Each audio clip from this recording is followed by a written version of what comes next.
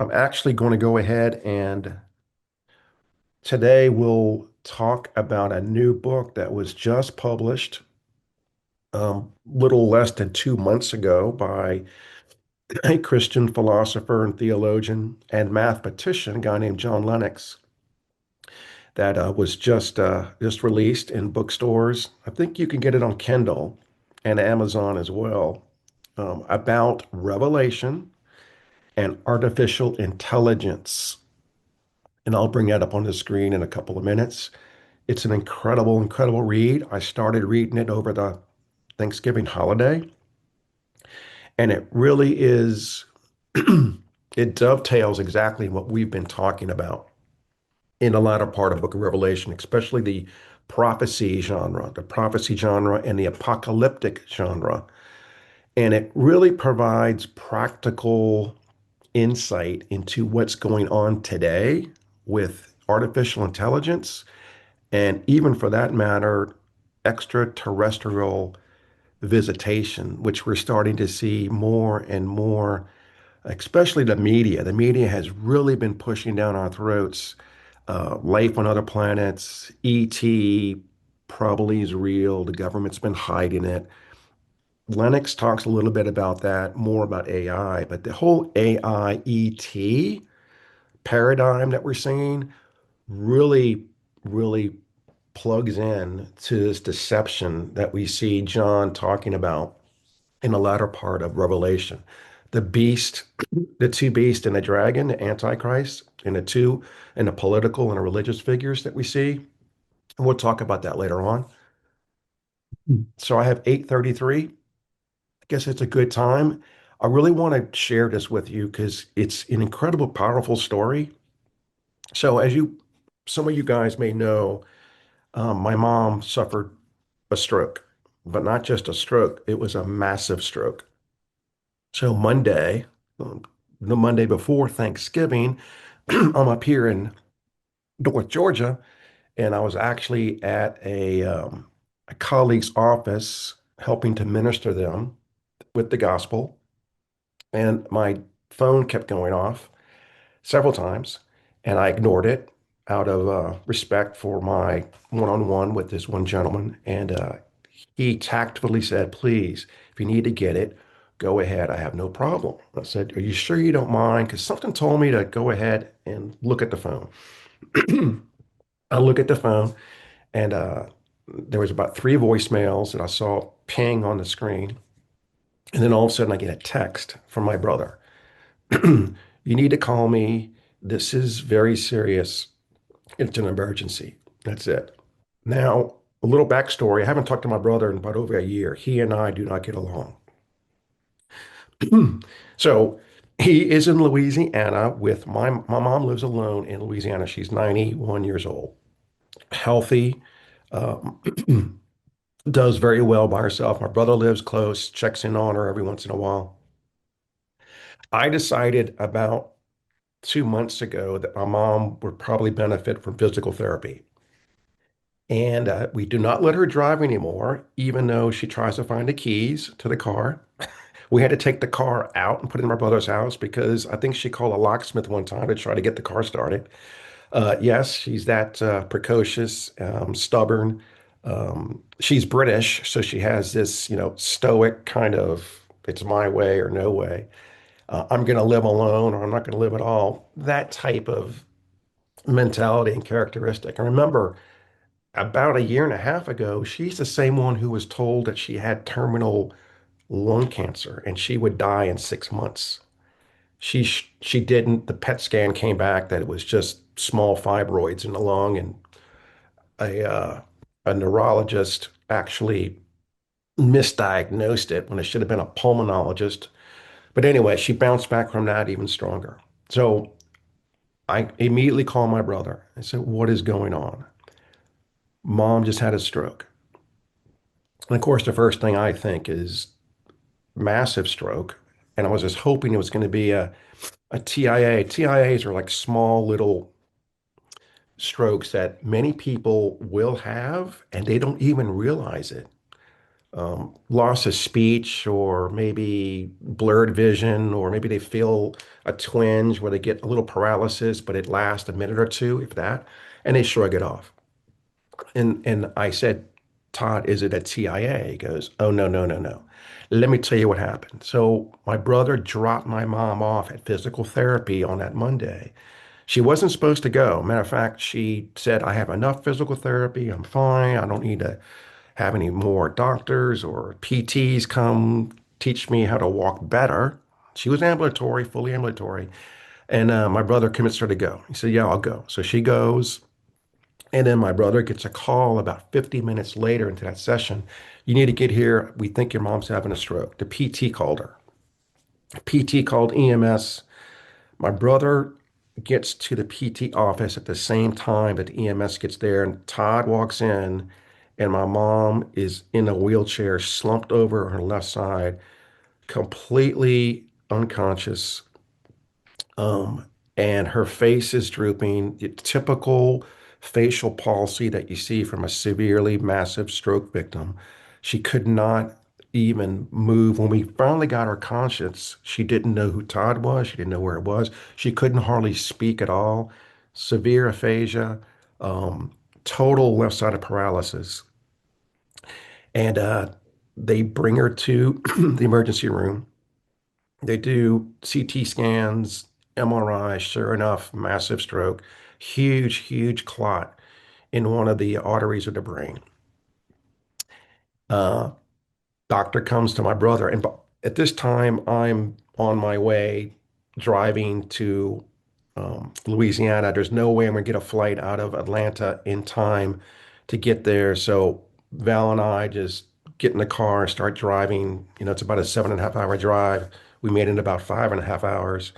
Nonetheless, I'm on the phone completely with my brother the whole way. The doctor wants to know if we just don't want to do any life-saving measures. I said, well, wait, is it that bad? Because Scott, it's a massive stroke. It's complete occlusion. She has no blood flow. The only saving grace is that we got her here, maybe in time to administer a new drug that just was approved 3 months ago. It's called Tenecteplase. If you guys ever want to invest into a pharma stock, look this up. Tenecteplase. It's called TNK for short. It was approved and used only for cardiac strokes. It was not used for cerebral strokes.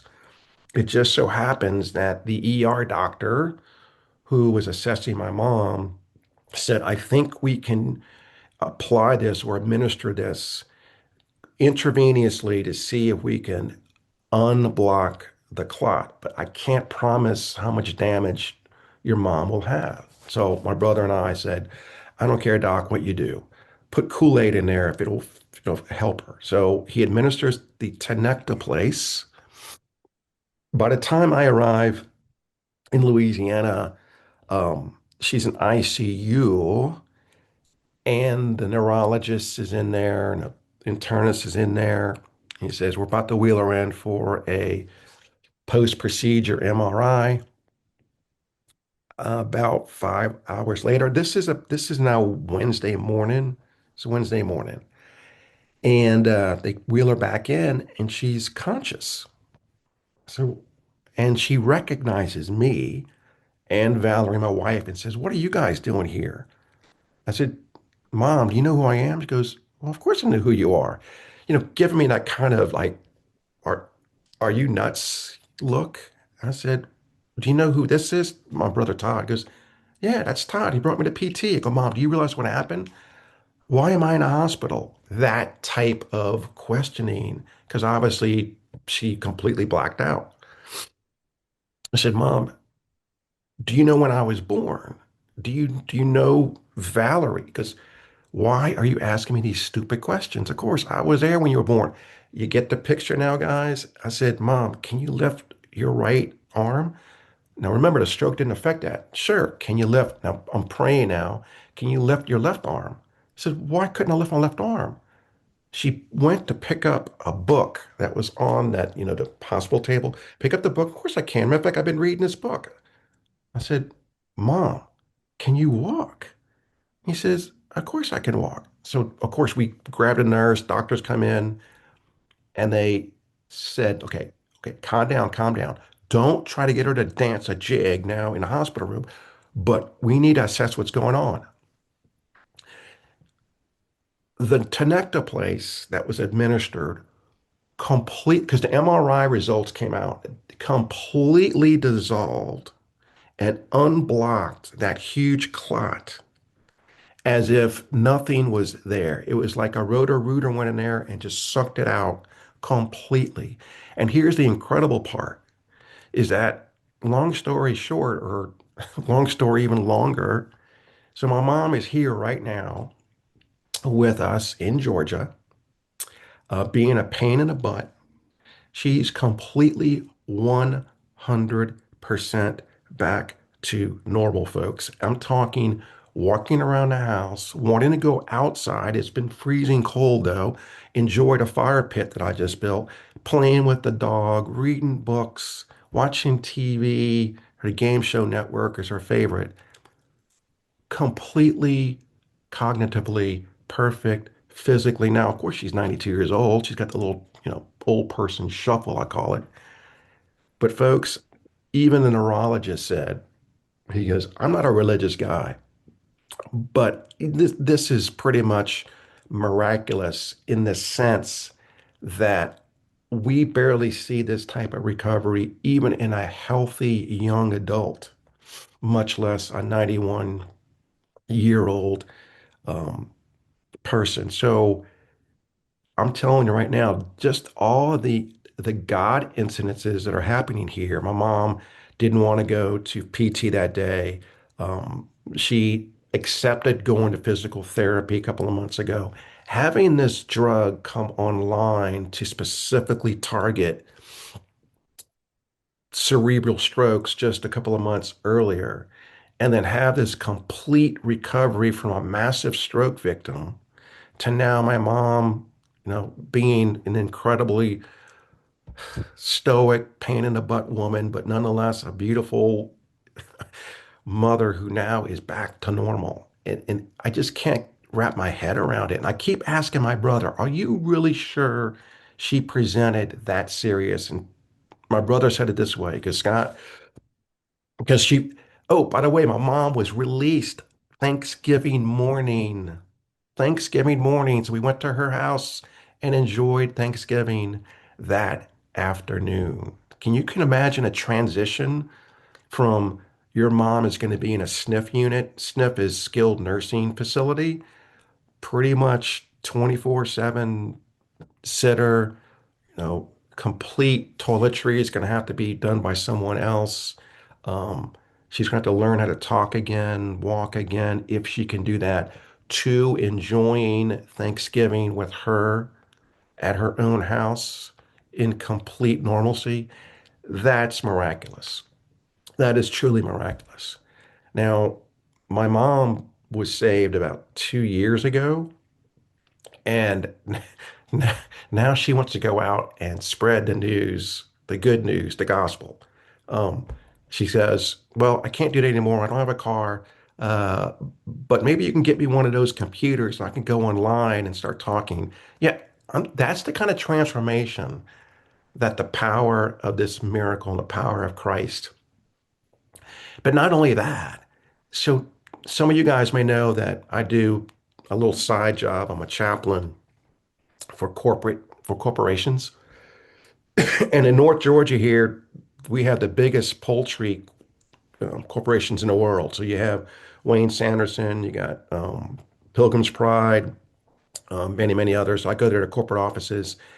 So I went there yesterday and telling this story to other people who I really didn't reach before, they are like blown away. He says, please tell me more about the prayer that you did to facilitate this type of outcome. And folks, not only does God work through medical miracles, medical science, um, physical type of miracles, prayer, right? It also is like an incredible just throwing a pebble in a pond in a concentric circles. So through this, I've reached one person yesterday at an office that I could just tell every time I come down the hall, they would run away, go in their office, close the door, thinking that I was going to Bible thump them, which as a chaplain, you don't do that. But in any event, this person heard me over heard me talking about my mom's miracle to another person. She came out and said, "Oh my gosh, oh, I'm sorry, Collins. Wow. Please tell me more about this." So, folks, that's how God uses, right? Pain and suffering and calamity for the good of the whole. But anyway, I'm just telling you, this turnaround with my mom is miraculous. And thanks for your prayers and thanks for your support. And I'm having more and more people ask me, what kind of prayer did you say? And I said, brother or sister, it's not a formula. It's just talking and accessing God.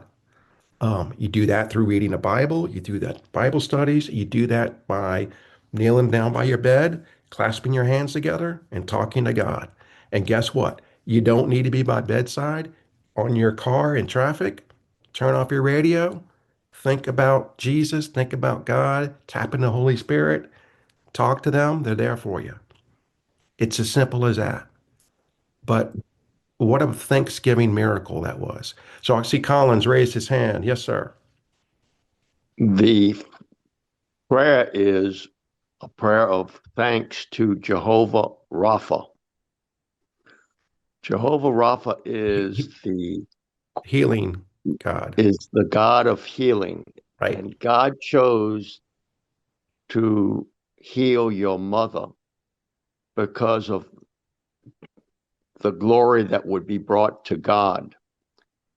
So as we pray to God for healing,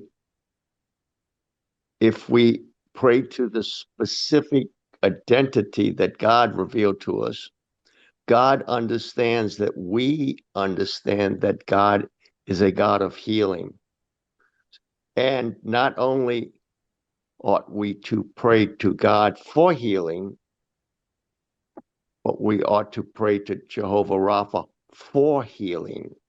So, on behalf of you, Scott, your brother, and your mother, and all the people that you've reached out, I thank Jehovah Rapha for the healing that has taken place.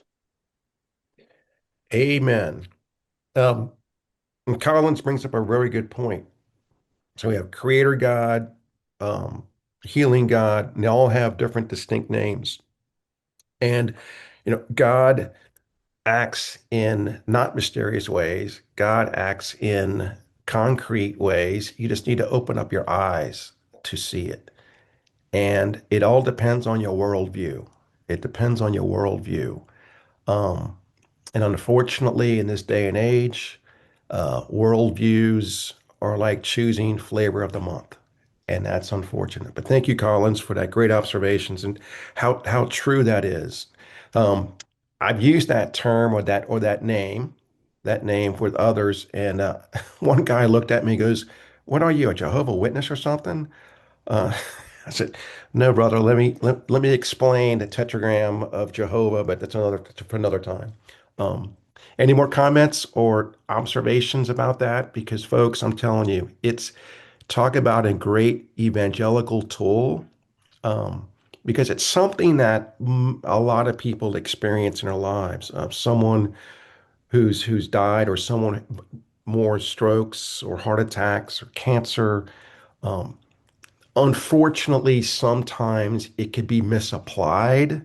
And by that, I mean, if prayer worked for your mom, well, then there's expectations that it should and will work for some others' loved ones. And, you know, unfortunately, for us here with our limited vision and our limited expectations of God's salvation plan, we selfishly use prayer to try to get our own results on our type expectations. It's called the talisman expectation of prayer, or the genie bottle expectation of prayer. That once I pray or I become a Christian, everything becomes hunky dory, everything gets healed. I'm bulletproof, Teflon, etc., etc.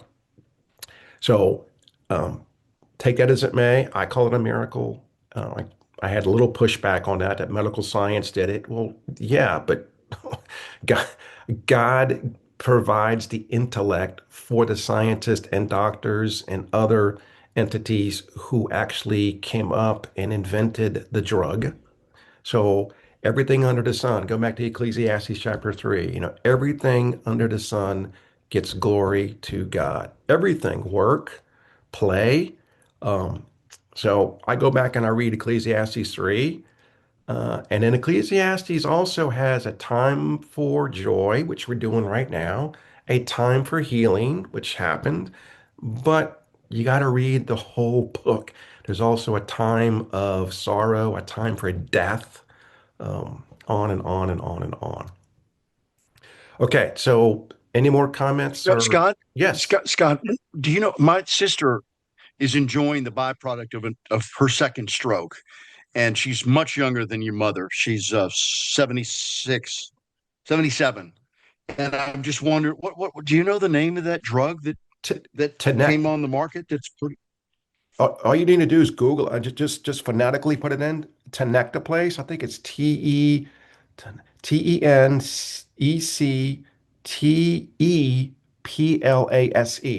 That's it. Or short TNK. I think it's TNK. Now, before Tenectaplace was approved for cerebral strokes, they would apply another enzyme called TPA. And I'm not sure what that stands for. But now the only way Tenectaplace will work, it has to be administered. This doctor said 4 hours is pushing it. It has to be administered within 2.5 hours. And if it's not, it's Of the completely stroke, useless. Pardon me? of the stroke. Of the So your mom had stroke, a stroke, and right. 2.5 hours later. Oh, I Yeah, got it. Okay. it has to be administered. Um, the outside is 4 hours, but favorably within 2.5 hours. If not, it's counterproductive. Um, so to me, that's a miracle in itself. Because if my mom would have been home and it happened, she probably would not have gotten to the ER in time. As a matter of fact, it's such an incredible, fast-acting drug that most EMS venues now, or cities, or villages, or parishes, whatever you want to call it, are trying to get it actually installed in their med kits in the ambulance to administer it in the ambulance, not just at the hospital. So yeah, I did a lot of research. I did a lot of research on it, by the way, as I usually do, and it's a miracle drug. So um, if my mom were up, I would have her come and say hello, but she'd probably be too embarrassed, so I won't do that to her. All right, guys. So yeah, Can you again, explain one other thing? I'm You sorry. mentioned the power of prayer and the you mentioned the power of prayer and the talisman. I don't know what you said. A The talisman talisman mentality of prayer. No, so in other words, rub the genie belly, or I'm sorry, the Buddha belly. Rub the Buddha belly, and you'll get nirvana or favoritism. Open up the Bible, read a couple of verses, and voila, you get your answers prayer. Or the genie. We all know the genie. Rub the genie bottle. Genie comes out and grants our wishes. That's and talisman. In Middle Ages, Dark Ages. It's not really the Dark Ages, by the way, but Middle Ages, medieval times. Christians would wear, well, some Christians would wear talismans, rabbit's foot, lucky penny. Those are talismans that are kind of like good luck, a good luck charm. I should just say that, good I luck got it. charm. Yeah. I Um, had a fraternity brother who was a devout, what do you call him? Greek Orthodox, and he had that Okay. stuff in his car. He had in his fraternity room, and this was when I got saved, but I was very backslidden, and I was seeing things that most folks weren't seeing. Yeah. So You may remember Dashboard Jesus. I remember my grandfather was Catholic, and he had a 19 God, man, well, I can't remember. I can't believe I'm recalling this. He had a 1965 Ford Fairlane, and it had a metal Ford Fairlane, Fairlane, right. and it had a metal dashboard, a metal dashboard, and he had his little white ivory, I don't know, about 3, 4 inches plastic Jesus, uh, when Jesus is on the mount, and he had a magnet, and he plopped it on his dashboard because it was metal. And I remember sitting in his front seat, and back then it was like no one wears seat belts, right? And I remember him saying, "See Jesus up there, that's going to protect us from an accident." Um, but looking back on it, it's like he was actually thinking that that piece of plastic was going to protect him. He had no concept of of the Messiah or God behind that statue. So that's a little corrupted Catholic kind of idolatry. Um, so that's the kind of mentality that we get a lot from, especially new Christians who come on. It's like, wait, I'm a new Christian. I read the Bible now. I do my good works. How come I'm not getting, winning the lottery, or my mom came back from a stroke? And it doesn't really work that way. Matter of fact, yesterday I taught James chapter 2, verses 14 to 26. And more people get confused about works and faith, or faith and works, or both, or just independent, but that's for another time. All right. If we have no more comments and or observations on that miracle, then we will go on to our traditional intro on Thursdays. Everyone knows what that is, and it is, and the choir said, Archaeology Thursday. However, there's a little spin on that because I was a little preoccupied with my mom, so I couldn't do my weekly or daily um, review through journals. But this came up from a friend of mine, Dr. Benjamin Shaw, who is with Liberty University. He's a professor of theology at Liberty University, very good friend of mine. Went to undergrad with him. Um, he knows this author who came out with a brand new book just last month. It came out literally just last month. I think it's going to come out on Amazon, if not yet on Amazon, this week or maybe next week. It's called Josephus and Jesus, the New Evidence for the One Called Christ. Now, this is a little blurry because I borrowed it from Dr. Shaw. And on the little corner down there on your screen, left-hand corner on your screen, you'll see Core Apologetics. Dr. Shaw is the president of Core Apologetics. He does a lot of what I do. If you want another internet source for good apologetics or theological type constructs that we're doing, I highly recommend visiting his site, Core Apologetics. But anyway, so this is what's called textual criticism. Textual criticism. We talked a little bit about this when we talked about the authenticity of Scripture. So it dovetails a little bit into archaeological discovery. This is a textual evidentiary discovery that just came online, or at least was published.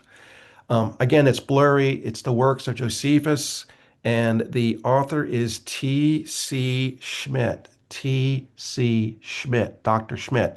Dr. Schmidt is a professor of theology at the Divinity School of Yale. Yes, Yale has a divinity school, and it's still a pretty good divinity school, depending on the professors Dr. Schmidt, he's not the evangelical conservative theologian that I usually will cite or I usually will use, but nonetheless, he's a scholar when it comes to textual, critical, extra biblical sources. He's probably one of the leaders on that. If you want to go more to a super conservative, evangelical, textual, critical expert, then write this down. A guy named Daniel Wallace, Dan Wallace. Dan Wallace, some of you may have heard of him. Dr. Wallace is probably the foremost expert on New Testament manuscripts. He travels the world. He's the biggest nerd in the world. If you ever meet him, all he does is travel the world and sit in dusty cobweb basements. He's one of the few academics who has unfettered access to the Vatican, and he is a Protestant, but he still has unfettered access.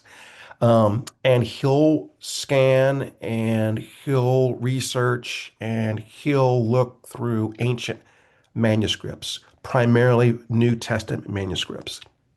Presently, he is in Albania in some country Catholic church looking through what he believes may be the third or fourth oldest New Testament manuscript and comparing that right now to other manuscripts.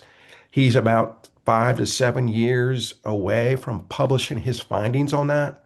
But that's another good source. Dan Wallace. Just Google Dan Wallace. He's got some incredible um, interviews on YouTube that you'll see. Anyway, so this just came online, the works of Josephus. So everyone has heard of Josephus. And a little background, Josephus, Flavius Josephus was his Latin name.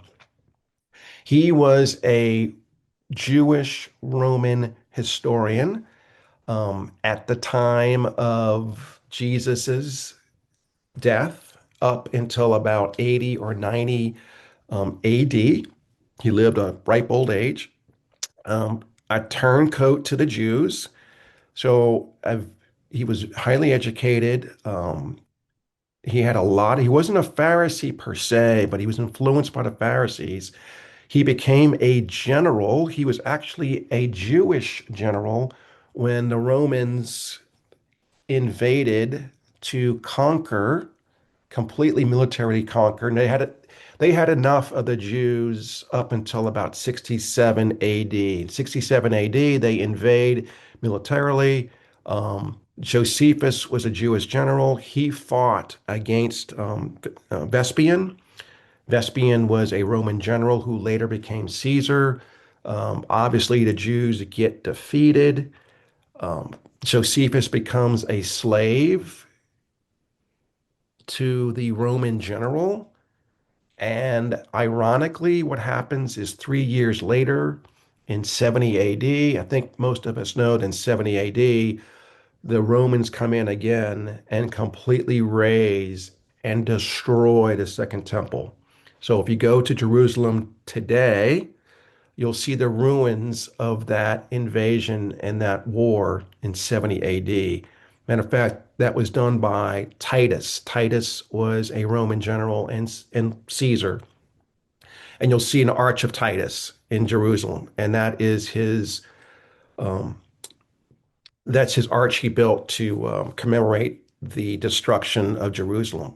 Josephus, during the battle in AD 70, switched sides and became an advisor to Titus to help the Romans destroy Jerusalem. So Josephus wasn't a well-liked man amongst the Jews. But nonetheless, Josephus also is known for his books that he wrote on the accurate historical events going on during a time, especially of post Jesus's resurrection, and also during the time of his crucifixion.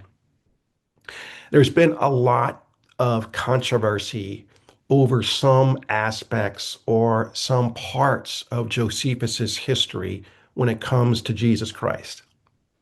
And this one quote you see here, this comes from antiquity. So Josephus wrote several books, but in one book, he wrote about Jesus Christ and his followers, and it was in a book called Antiquities. And this is one of the most controversial extra biblical sources about Jesus. And this is probably the most and widely used source proving the existence, but also the messiahship and deity of Jesus. And it's used a lot by apologists, theologians, pastors now when they do apologetic type of sermons to augment the veracity of the Gospels, especially John, um, depicting Jesus as the Messiah, but more importantly as God. And the controversial paragraph is there, and I'll read it because it's a little fuzzy. Now there was at this time a man, Jesus, a wise man. Now, the red letter that you see there, the underlined red letter, that's the controversial parts that a lot of biblical scholars, well, I should say some biblical scholars, say was actually added in much, much later by a church father called Eusebius. And in other words, these are not Josephus's words. They were later added, and there's huge controversy over that. But let's read the passage that Josephus allegedly wrote. If it be lawful to call him a man, for he was a doer of wonderful works, a teacher of such men as received the truth with pleasure. He drew over to him both many Jews and many Greeks. He was the Messiah, red letter, underline. And when Pilate, at the suggestion of the principled men among us, had condemned him to the cross, those that loved him at the first did not forsake him. Now we see the controversial part. For he appeared to them alive again the third day, as the divine prophets foretold these and 10,000 other wonderful things concerning him. And the tribe of Christians, so named from here, are not extinct at this day. This was written about 93, 94 AD, towards the end of Josephus's death. Now, these controversial parts here are used to show that Josephus even recognized, or at least there was this incredible um, charisma, which is a fancy Greek word for creed, that Jesus was the Messiah, that Jesus was a deity, that Jesus was resurrected and appeared the third day after he was crucified. Here's the good news in the textual evidentiary online discovery that just was published in his book, The Works of Josephus. So Dr. Schmidt has done extensive research on the works of Josephus, especially this part of antiquities, and has discovered that it's pretty much authentic. And he would opine upon his expertise that this is authentic, written by Josephus and other parts of antiquities also probably are authentic and accurate. Um, some of, and I should have put this up, but didn't have time. Nonetheless, there's another part of of the, of the work of antiquities where Josephus describes James as the brother of Jesus, the Christ.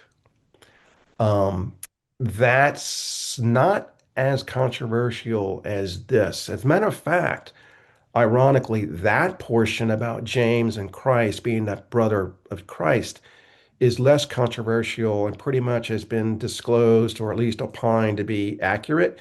This was the part that really was shown to be, no, this was added on later. However, this book makes a very good argument on an academic scholarly basis that no, Josephus wrote this and it's an accurate portrayal of the creed that was going on at the time. Um, so it's a very important aspect to use because I've been to other venues and I've used Josephus's quotes like this in antiquities, and I've had people call me down on it. And it got to the point where I stopped using it as an extra biblical source for the reasons we just discussed. However, however, now I'm excited to use it again because now I can use a mainline, scholarly, highly respected academic who now is saying, no, no, no, this is accurate, authentic, and written by Josephus, and more importantly, reflect reflects the creed that was going on at the time of 9091 AD, which was Jesus was Messiah, and Jesus was God, and Jesus was resurrected, and Jesus did portray himself to others after his resurrection. And when you read 1 Corinthians 15, Paul's got that incredible creed where he has appearances to James, he's got appearances to Paul, he's got appearances to hundreds and hundreds of others. But more importantly, what you see here with Josephus, Josephus is recording that he's had 10,000 other wonderful things concerning him. So when we get extra biblical sources, the moral of the story is we need to vet it out. We need to make sure it's authentic, it's accurate. It's been peer reviewed, by the way. This has been peer reviewed. That's why he took such a long time to go ahead and publish it. And then we need to use it correctly when we evangelize, or at least try to go on an apologetic type of debate, or at least a type of presentation. So now Josephus is pretty much good to go based on works that you see there on your screen. Now, the other extra biblical sources that get used a lot, and we don't have time right now to get into those, we'll do that later on, are Tacitus, Lucian, Suetonius, and Pliny the Younger. So you could Google those and you'll get, just stay away from Wikipedia though. Go to pretty much sources that you recognize, your Don MacArthur's, uh, William Lane Craig's. I mean, I can go on. John Lennox, right? John Lennox. I can go on and on and on and on. So be careful when you start researching on the internet. Um, just a little side note about these extra biblical sources. Suetonius, who was a Roman general and also an historian, actually records the specific martyrdom episodes of Christians early on, and he was amazed. Suetonius was amazed at how some of the Christians would not recant their belief in Jesus Christ as Messiah and as of God, uh, to the point where he would let them go sometimes. Because remember, under Caesar's rule, you had to you had to give an oath to Caesar as God. Remember, at that time in a Roman, excuse me, the Roman Empire, Caesar was God. Just like Louis the 14th was called the sun god, Louis 14th was trying to resurrect that same type of God is in kings and kings are in God. So, um, any questions, comments on that? What Yeah, time is it? Scott, could you repeat those names? Tacitus. I Tacitus, can't write. Okay, Tacitus, got that. Found him. Lucian, Lucian. Lucian was a playwright who ironically, sarcastically made fun of Christians. And if you read some of his essays, in his sarcasm and in his disdain for Christians, he's he's actually vetting out their incredible belief in this dude named Jesus Christ. And I'm using dude because in the vernacular at that time, Lucian, if you read it in Latin, it's kind of funny the way he describes Jesus as this crazy, idiot who's got his little cult. Put it this, one of my professors says it's like the Charles Manson, like Lucian thought Jesus was the Charles Manson of his day. Uh, so, but you still see, whoa, this guy must know something's going on because he's making so much satirical sarcasm and disdain for it. It must be a pretty powerful and well-known movement, right? So then also you have Suetonius, and Suetonius is the one who was sent by Caesar to come in and start persecuting Jews. He was the one who was amazed by their incredible belief. And then you have what's called Pliny the Younger. Pliny the Younger. There are several others, but we don't have time to get into those. If you just Google those guys, look for the correct sources, you'll get an incredible narrative on them. Who And I was the hate Roman legion that you just said he would let some of them go free? Who was that? Suetonius. Suetonius. Suetonius. Okay. Um, Suetonius. Okay. and so the more I give you guys all these incredible um, internet sources, because there are a lot of good ones, but more importantly, immerse yourselves in books. I mean, books are really the way to go, but we live in an instantaneous society, so it's harder to find. And Tess and I were talking about this earlier. It's so hard to find really good internet sources, but they're out there. They're out there. I'm kind of taking away my livelihood there because uh, unfortunately, some people use the internet more than pastors or theologians or evangelists. But and that's the problem. That's the problem. But anyway, um, yeah. So moving on. This is a quote that Dr. Schmidt tells us that pretty much I said in a long way, but taken as a whole, then this is in the book the works of Josephus. Taken as a whole, then, the evidence indicates that the testimony of I can't even say that, Flavinonium, thank you, Latin for testimony of Josephus. That was his first name. So that's the Latin name for Josephus's testimony that he made. Was indeed composed by Josephus, a man who actually knew those who put Jesus and the apostles on trial. It hence offers remarkable insight into both Jesus, the history, and the early Christian movement. We would do well to consider carefully what it says. So I highly recommend if you really want to drill down more on what Josephus says about Jesus and the Christian movement, get Dr. Schmidt's book, The Works of Josephus. All right. And this is a big deal because there's a lot of pushback that you'll see theologians, apologists, pastors, evangelical representatives. We used a lot of Josephus's works to augment or to supplement what the Gospels say. And we've been shot down a lot until we have works like this who authenticate what we believe to know was accurate. So we're still, and by the way, we are still working on the ending of, anyone know the ending of which gospel is highly, highly controversial for an added ending? It's like Bible trivia. The Gospel of Mark.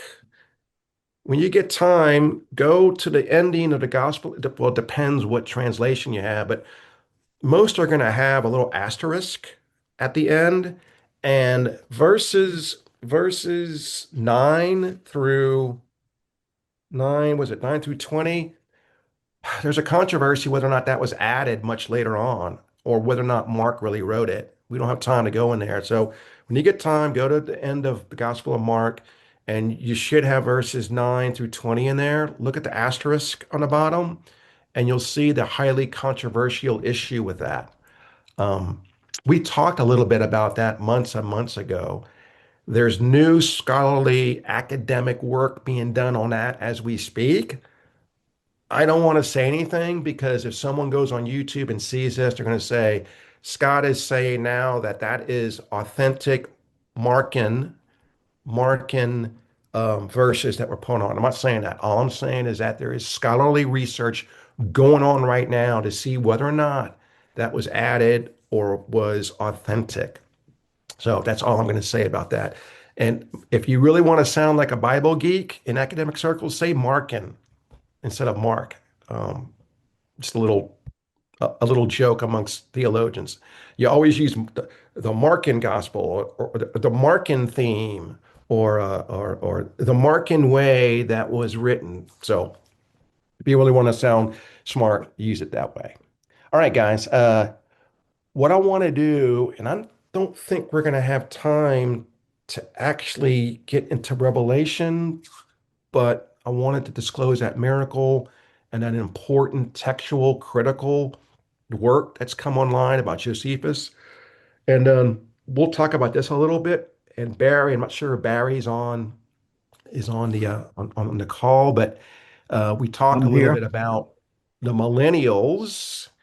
And there's actually, and we talked a little bit about this weeks ago, or maybe months ago, research coming online by the Barna Group, highly respected polling group, Christian polling group out of California, that now is starting to demonstrate that millennials are actually becoming an increased presence in churches, and the older section or the older, right, attendees are now starting to fall off, obviously by age, but also by other means.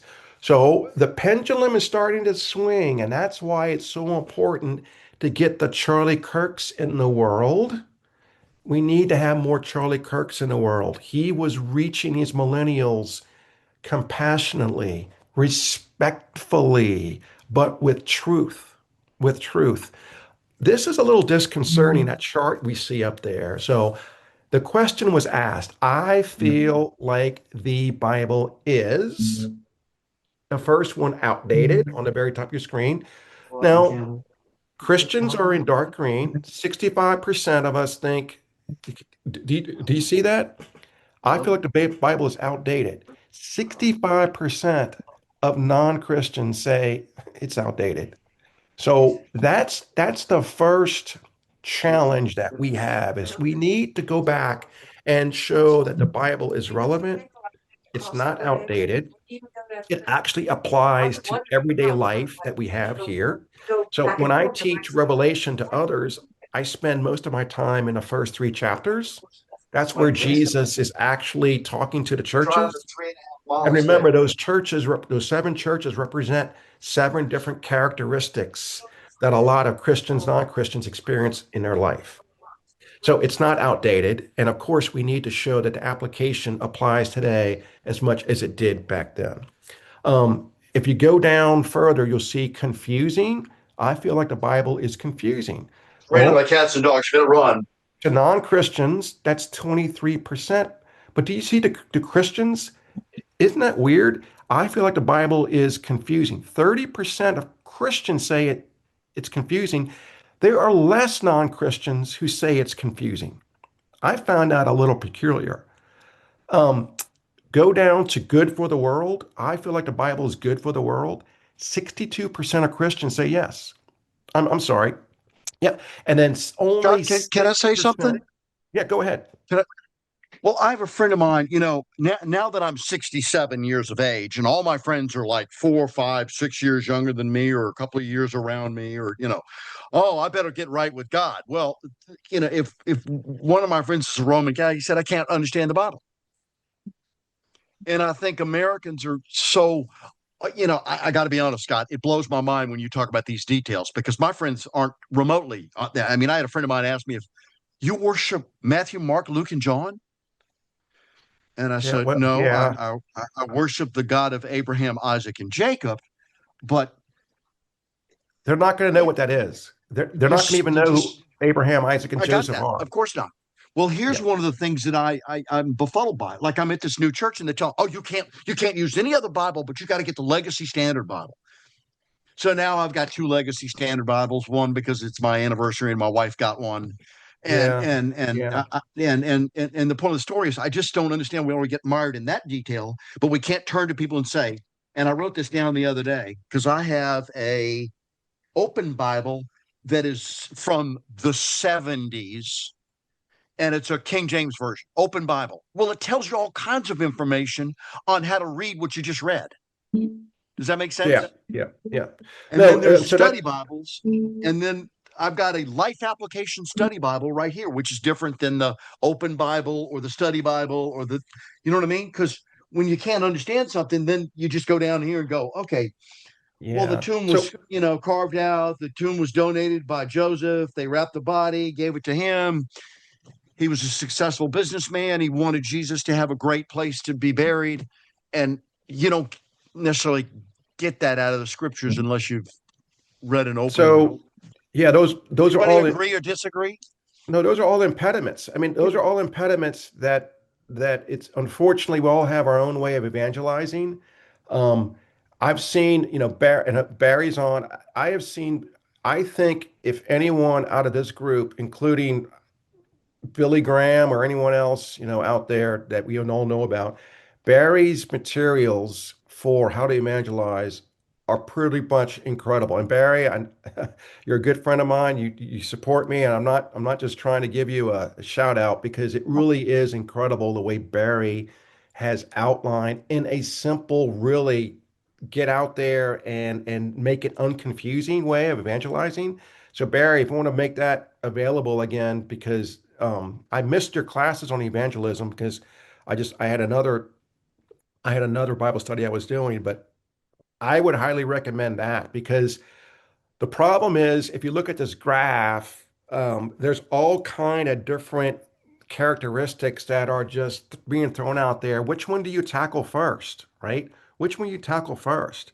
So if you go down towards the bottom there, ultimate truth. I feel like the Bible is the ultimate truth. I found this a little disconcerting because only 45% of Christians find the Bible is ultimate truth. And if you look at non-Christians, 1%.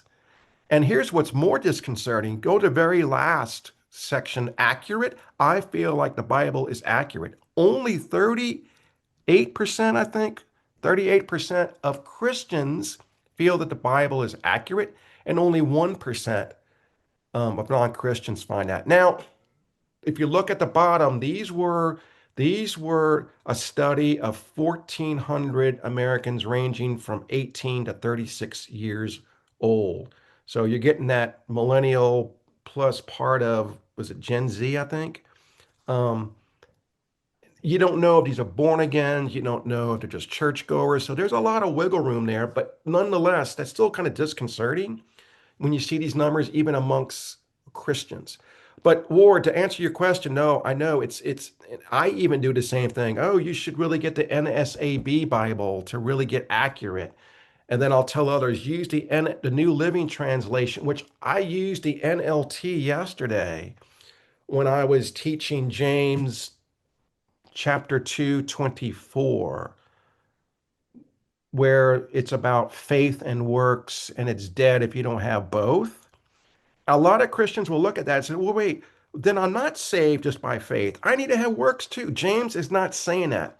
Justification for James is a lot different than justification that Paul uses in Romans. And a New Living Translation brings that out beautifully, but it's not written to the exact Greek or Hebrew, but it still kind of shows us what James really meant. And Ward, that's the problem. Is that, well, wait, you're telling me that the NLT is not an exact translation, and I should go to NSAB, but the NSAB is confusing me. So what do I do? And that is, I guess, the problem of drilling down too much into Bible studies or presentations. And that's why I'm saying Barry has this incredible, just, okay, forget about the minutia. You don't have to know Greek or Hebrew or Greeks have aorist and different tenses that we need to know. That's where a lot of think millennials are just getting. If they hear that and they said, oh my, there's got to be something easier. Oh well, yeah, come over here to Islam, and just but Islam's even harder when you really look at it. But you know where I'm going. So I think the problem with the church now is accepting too much to get everyone into the churches. And I'll see churches flying the LGBTQ plus, exclamation point, whatever, to try to get them to come into the church. But more importantly, I think we're confusing people. We're confusing people with the Bible itself. The way I teach is I teach to different type of groups. You guys are seasoned Christians, and probably 90% of what I'm teaching or presenting. You can parse out and you can do your own research. But when I go on college campuses, which I hope to do a lot more now, even high school classes, if I start doing this, I'm going to lose them. I'm going to lose them. And that is why I'm doing the Charlie Kirk approach. Ask me, all right? Ask me what's bothering you, brother or sister. Um, and usually it's going to be transgenderism, and it's going to be abortion, and it's going to be suicide, and it's going to be, is the world's coming down upon me? How am I going to make it? And Charlie Kirk was a master of not only showing them respect, compassion, listening to them, but giving them a Christian worldview. And and I've been looking at hours and hours and hours of Kirk's work because I want to emulate that. Charlie had a way of, instead of going right to Christianity or right to the Bible, of getting them to show them there is a better worldview and there's a better paradigm that you can interface with on your own time. I'll help you, and others will help you, but they're there not to condemn, they're there to help. And it's worked for the past 2,000 years. And it's not going to be a day of wine and roses, but you're going to find solace in that. And I saw him work with several transgendered kids. I call them kids because they are to me or to us. And he was getting incredible success on that. Um, the whole, he would use Deuteronomy without saying Deuteronomy and say, you need to really respect your body because you're chopping up your body. And that is something that you should cherish and something you should protect. And you could see Charlie just, whoa, wait, he's using Christian Old Testament values to show these people that it's also a medical concern, it's a physical concern, and he was beautifully starting to bring home the Christian worldview. Uh, so that's what I really hope to do. The problem is I can get a little nerdy and academic, but we need to stop confusing millennials with minutia of scripture, if that makes sense, and more broad. And I'm going to tell you right now, a lot of people, I would have to say the over 75% to 80% of millennials could not ever accept that Jesus Christ was a real figure in the narrative we see the Gospels, much less be God. Um, so we can't start, and I know a lot of people, I'm going over time here, a lot of people will gravitate to John 1:1 and John 1:14, the hallmarks of Christianity. But we can't really start, you know, doing a home run with that at first. We need to do little bunts. I had a professor tell me this. We got to do little bunts at first with those type of audiences now. You got to bunt, maybe get a single, go for a triple, and go for the home run. But that comes later. And Barry's got an incredible system that he uses for that. So I don't want to go over too much time. I promise next Thursday we will get into this book, John Lennox, God, Artificial Intelligence, and the End of History. Understanding the book of Revelation in an age of intelligent machines. I'm going to use this and we're going to finish up the rest of the apocalyptic genre of Revelation next week. That was a lot, guys. I'm sorry I kind of digressed, but I think a lot of it was probative to what we're talking about. Um, Maybe a minute or two for a comment or question, and then we'll have to wrap it up. Scott, do you use a uh, study Bible, application Bible, and open Bible. I don't know. I just happen to have those three, and I'm sure there are five others that I've just never heard of. I think John MacArthur's got an incredible study Bible. Half of it's going to be commentary. Uh, John and I have we agree on 99.99% of everything, but John MacArthur's Bible, I highly recommend that. Schofield Bible is pretty good, but Schofield Bible is outdated. This is my study Bible, my own notes, everything No, else. but I But mean, is the Bible that you use an actual study Bible, an open Bible, or I had someone tell me to go get a Ryrie Bible yesterday. I'm like, oh my gosh! And then at the yeah, same time, the guy said, I used to use MacArthur's study Bible, but what I was doing is I found out I was using it more as a crutch, and I really wanted to, I guess, start from ground zero and do my own interpretation. I'm a big believer of Matthew Henry. That's not a study Bible; it's a commentary. Matthew Henry still writes in that Old English, and it's kind of hard to. It's even worse than the King James Bible. But did anyone else have any suggestions for study Bibles? I know a lot of you probably have them, but I think MacArthur's a good one. Anyone else have a suggestion?